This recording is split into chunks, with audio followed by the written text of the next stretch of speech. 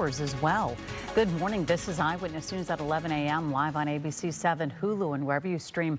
I'm Colleen Sullivan. And I'm Philip Palmer. LA County Sheriff's investigators have identified a suspect wanted for the murder of a 13-year-old boy at a gas station in Pico Rivera. He was shot and killed as he waited for his mother to get off work. Eyewitness News reporter Tim Pulliam is live in the newsroom with the breaking details right now. Tim. Philip, Colleen, investigators have identified the suspect as Andres Chavez. They say the man shot the boy multiple times at close range. Now, the victim was attacked just steps away from his mother. Take a good look at this image. This is who the sheriff's office is looking for. They say the 20-year-old is armed and dangerous. The shooting happened Saturday night at the 76 gas station in Pico Rivera. This is where the victim's mother works as a gas attendant. Authorities say Saeed Mendez was there waiting for his mother to get off work. The sheriff says the suspect was a passenger in a vehicle that pulled up to a pump at the gas station. And according to investigators, the victim had walked to the gas station to speak with his mother and then walked back out. And that's when detectives say the boy was shot. When Saeed walked back towards the gas station, he walked past suspect Chavez. Saeed did not engage with the suspect. And from what we can tell, there was no confrontation between them before the shooting occurred. Unprovoked, and I repeat that, unprovoked, suspect Chavez drew a firearm, took several steps towards Saeed, and shot him at close range. The crime gets even worse. After Saeed fell to the ground, the suspect stood over him and continued firing rounds into the teen's body. That's according to the sheriff. The suspect then ran off. Investigators have interviewed the people who were in the vehicle with the suspect. They are still trying to determine his motive. Now, authorities are urging people to call 911 if you see Chavez. The sheriff says Chavez has a criminal record that includes assault. They are looking to see if he's tied to gangs. Now, Sheriff Luna doesn't believe the victim has gang ties. They say he loved to play basketball and video games. A GoFundMe has been set up to help the boy's family pay for his funeral. Saeed leaves behind 4 siblings and a mother who witnessed this vicious attack. Tim Pulliam, ABC 7, Eyewitness News. All right. Tim, thank you very much. Now we want to turn our attention to the weather.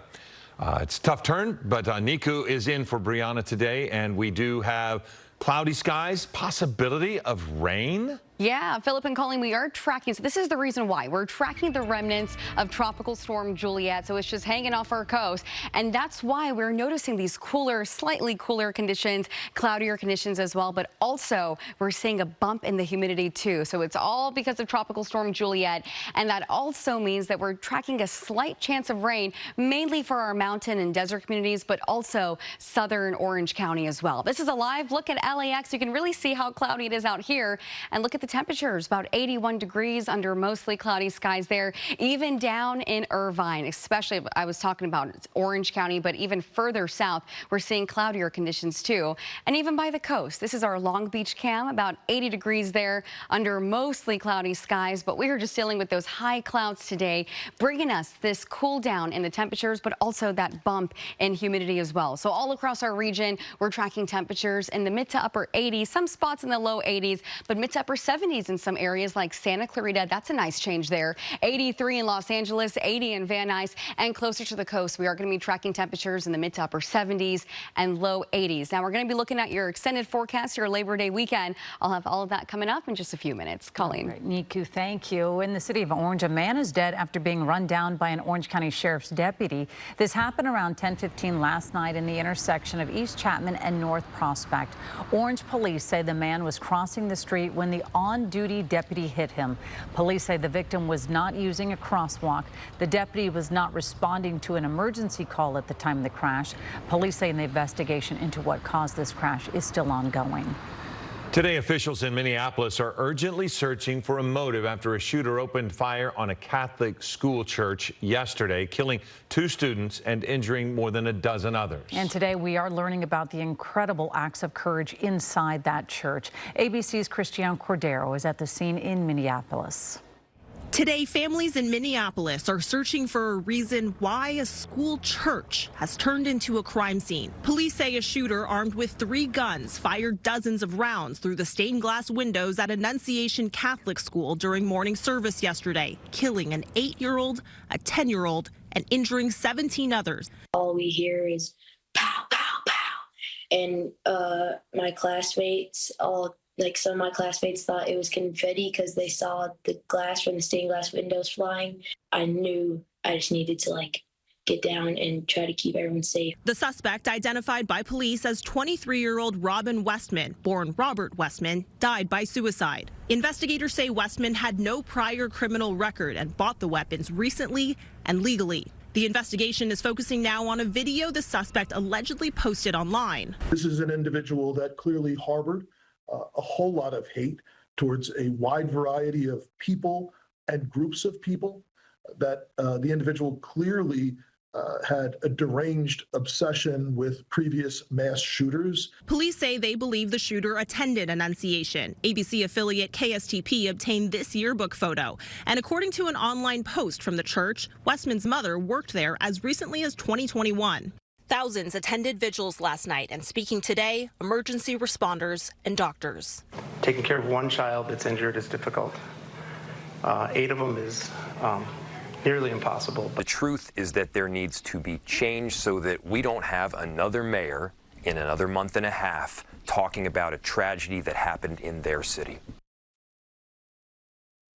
Officials say all 17 who were injured are expected to survive. The mother of a student who was shot and survived released a statement saying their family's hearts are shattered. They will help their son rebuild his life and are calling on the community to rebuild too. Christiane Cordero, ABC News, Minneapolis.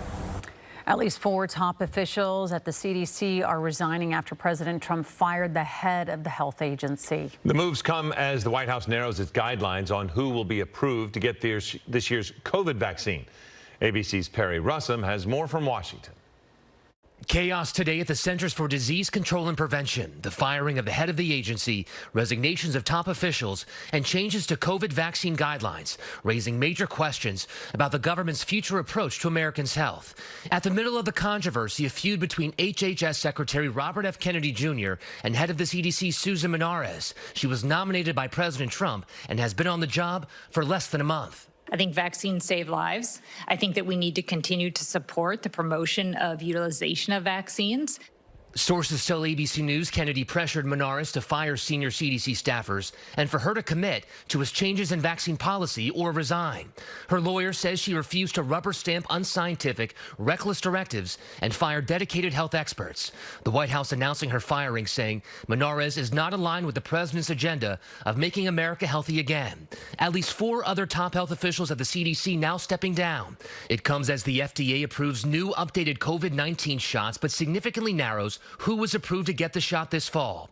Those over the age of 65, younger adults, and children with underlying medical conditions, leaving questions about what it means for everyone else. It's going to be confusing for patients to know what to do. I recommend that people talk to someone they trust, to their doctor, their nurse, their pharmacist, because CDC is not going to be the place that we can turn to.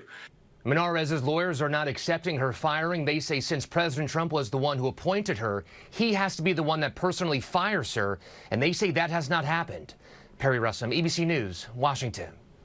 Starting tomorrow, no more mail from Mexico. Why it's suspending delivery to the U.S. Plus, you're going to be